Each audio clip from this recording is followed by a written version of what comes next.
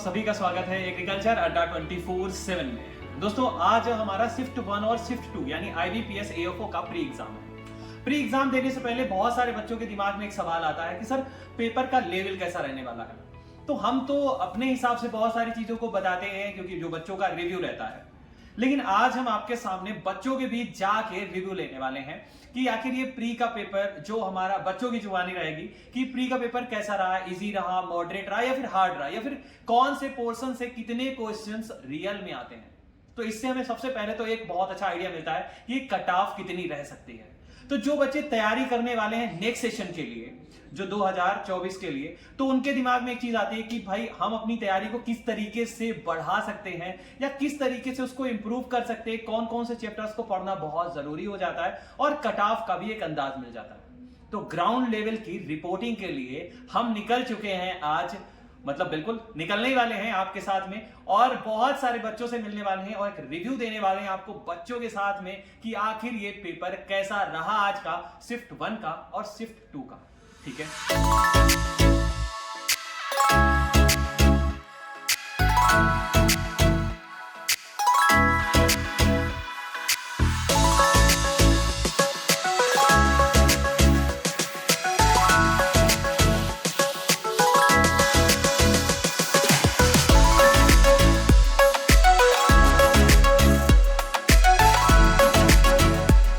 Paper कैसा आया था? अच्छा पेपर था। कितने अटेम्प्ट हो पाए? रीजनिंग थोड़ा टफ था। रीजनिंग टफ था और मैथ्स मैथ्स भी टफ था वैसे। कितना हुआ अटेम्प्ट? 40 के अराउंड। 40 अराउंड। बहुत अच्छा है, इतने में हो जाएगा। तो पेपर कैसा आया? पेपर सर मॉडरेट बोल सकते हैं। मॉडरेट आया। जो मैथमेटिक्स था वो आसान था और रीजनिंग थोड़ी सी मुश्किल थी। और जो कितना अटेम्प्ट किया? मेरे अटैम्प्ट थे सर इंग्लिश में थोड़े कम थे मेरे। कितना हुआ? मेरा अटैम्प्ट 30 है और मैथमेटिक्स में मेरे 14 है और रीजनिंग में है 16 अटैम्प्ट्स। वाह, बढ़िया है, बढ़िया है। तो पेपर जैसे इस बार वाला जो देखा गया वो कैसा बोल सकते हैं? Sir paper easy to moderate level का था। हाँ। और रीजनिंग और मैथ में मैंने 12 किया और इंग्लिश में 20 क्वेश्चन किए। तो अटेम्प्ट अच्छा था? इंग्लिश इजी था, बाकी ये सब मॉडरेट था। अच्छा, तो लगभग टोटल कितना अटेम्प्ट हो गया? सर मैंने टोटल करीब 50 के अराउंड किया है। तो बहुत अच्छा है। All the best for your mains exam. जी थैंक यू सर। शिफ्ट 1 का एनालिसिस तो बहुत अच्छा रहा। चलिए अब आपको शिफ्ट 2 की एनालिसिस दिखाते हैं। बहुत सारे बच्चों से मिलने वाले हैं और शिफ्ट 2 की एनालिसिस कैसी रहेगी हम आपको भी दिखाते हैं जल्दी से। पेपर जो इस बार वाला AFO का देखा गया वो कैसा पेपर बोल सकते हैं? पेपर मतलब रीजनिंग थोड़ी टफ थी, बाकी मैथ था उसमें मिसिंग नंबर सीरीज और अप्रॉक्सीमेशन बहुत ईजी आया हुआ था और इंग्लिश इजी थी। 41 अटेम्प्ट। तो इंग्लिश तो बहुत अच्छा हुआ है। हाँ। तो कट ऑफ कितना बोल सकते हैं? 20 अब 25 के around. Okay okay okay, thank you. तो आज का एग्जाम कैसा लगा तुम्हें? आज का एग्जाम तो सही था, बस रीडिंग थोड़ी टफ थी, बाकी तो सब सही था। एवरेज बोल सकते हैं? हाँ एवरेज कह सकते हैं। मैथ्स कैसा था? मैथ्स थोड़ा सा था कॉम्प्लिकेटेड था, लेकिन बाकी सब सही था। अच्छा, हाँ बेटा, ये कैसा रहा आज का मैथ्स का पेपर? कैसा रीजनिंग का? पेपर थोड़ा सा हार्ड था सर, और बोल सकते हैं रीजनिंग बहुत ज़्यादा हार्ड था, और जो इंग्लिश था वो बहुत इजी था। इंग्लिश आपका इजी आया है। पेपर बहुत ज़्यादा इजी था। तो इस बार का कट ऑफ क्या एक्सपेक्ट कर सकते हैं? एक्सपेक्ट 6 आसपास कर सकते हैं। अच्छा जाएगा? हाँ अच्छा जाएगा। ओके। तो मैं पूछना चाहूँगा कि आज का जो पेपर आया है ये मैथ्स रीजनिंग इंग्लिश AFO के लिए कैसा पेपर रहा था आपका? वो इजी टू मॉडरेट था। इजी टू मॉडरेट बोल सकते हैं। मैथ्स में कितने अटेम्प्ट किए? मैथ्स में मैंने 15 किए थे। अच्छा, और रीजनिंग में? रीजनिंग में मैंने 9 किए। 9। और इंग्लिश कैसा क्या रहा? इंग्लिश में मैंने 16 किए, लेकिन आगे और किए जा सकते थे। किए जा सकते थे। 20 to 25 तो एटलीस्ट किए जा सकते थे। तो अपन कट ऑफ क्या एक्सपेक्ट कर सकते हैं? कट ऑफ ओवरऑल तो जैसे मैं AFO से दिया था मैंने, हाँ। एग्रीकल्चर फील्ड ऑफिसर, हाँ, तो इसमें 20 से 25 के बीच में रहेगी। रहना चाहिए। हाँ ऐसा पेपर बोल सकते हैं इजी टू मॉडरेट है। लगा। हाँ इजी टू। पिछली बार की कंपैरिजन में थोड़ा सा इजी था रीजनिंग, हाँ, बट उतना भी नहीं था, लेकिन उससे कंपैरिजन में इजी था। Okay, thank you.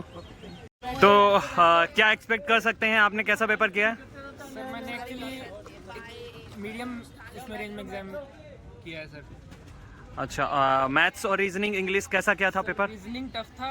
मैथ्स में सर मैंने एक्चुअली अर्थमेटिक नहीं किया था, तो मेरे को मतलब स्पीड मैथ से क्वेश्चन आ गए थे सर 10, तो उसमें से मैंने 9 अटैम्प्ट कर दिए थे। और सर रीजनिंग काफ़ी हार्ड थी।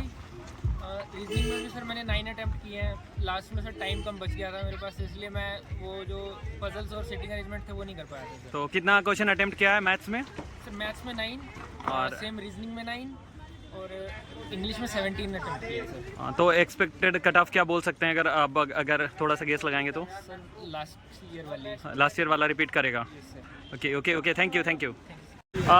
ऐसे ही जो आपके क्वेश्चन रहा आज का प्री का AFO का, तो पेपर का लेवल कैसा रहा?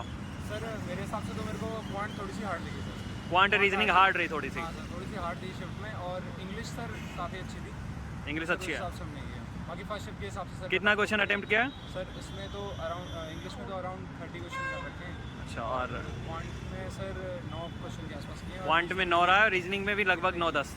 ठीक है। अरे आपका कैसा रहा है? सर सेम मॉडरेट लेवल था और इंग्लिश में लगभग 38, रीजनिंग में 14 है और क्वांट्स में 7 या 8 होगा कुछ ऐसे ही। दोस्तों बहुत सारे बच्चों से मिल के आए हैं, मतलब मजा आ गया है।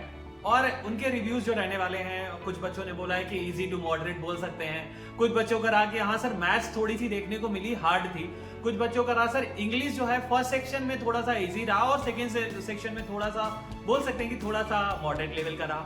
और ऐसे ही कुछ बच्चों का रिव्यू ये भी रहा कि रीजनिंग में हमें थोड़ी सी प्रॉब्लम फेस करनी पड़ी है। रीजनिंग में भी कुछ सेकेंड शिफ्ट में मतलब एवरेज अटेम्प्ट की बात करते हैं तो इंग्लिश में बच्चों का एवरेज अटेम्प्ट बोल सकते हैं कि हम लोग 20 to 30 के बीच में रहा। और रीजनिंग में बहुत सारे बच्चों का जो अटेम्प्ट रहा है वो नियर अबाउट 15 to 20 रहा है। और मैथ्स में एवरेज अटेम्प्ट बात करें तो 12 से लेके यानी 12 to 16 के बीच में रहा है। हालांकि कुछ बच्चे ऐसे भी थे जिनके बहुत अच्छे पेपर हुए, 60 क्वेश्चन भी अटेम्प्ट किए, लेकिन हमने एवरेज की बात की है जो बच्चों ने सबसे ज्यादा अटेम्प्ट किया। इससे एक चीज समझ में आती है कि कट ऑफ के एनालिसिस करने में थोड़ा सा आसानी हो जाती है। अगर मैं अपनी बात करूं तो मैंने कट ऑफ को जिस तरीके से देखा है कि लास्ट ईयर हमारी 17 थी तो पेपर भी हमारा क्या था, टफ था और वैकेंसीज की जो संख्या थी वो भी कम थी। इस समय अगर बात करते हैं यहाँ पर वैकेंसी की संख्या अभी हमारी कम है, लेकिन आगे आने वाले टाइम में अगर इंक्रीज करती है अभी रिजल्ट से पहले तो जरूर हमारी कट ऑफ में चेंजेस देखने को मिलेंगे। लेकिन अभी चेंजेस की बात करें तो एवरेज बोल सकते हैं कि 20 से अबव जाएगी, श्योर है। हो सकता है 25 एवं भी चली जाए, 30 के बीच में रहे, ठीक है, लेकिन 30 से नीचे रहनी चाहिए। अभी उम्मीद ये कर सकते हैं, लेकिन एग्जैक्टली अभी इसलिए नहीं कह सकते क्योंकि IBPS में कितने बच्चों ने अटेम्प्ट किया है, क्या कैसा पेपर का लेवल लोगों के लिए रहा है और नॉर्मलाइजेशन अभी होने वाला है क्योंकि शिफ्ट 1 और शिफ्ट 2 का, तो इसके बाद में पता चलेगा। मैं आपके साथ एक छोटी सी चीज शेयर कर रहा हूँ, गूगल फॉर्म है तो कमेंट बॉक्स में आपको मिलेगा।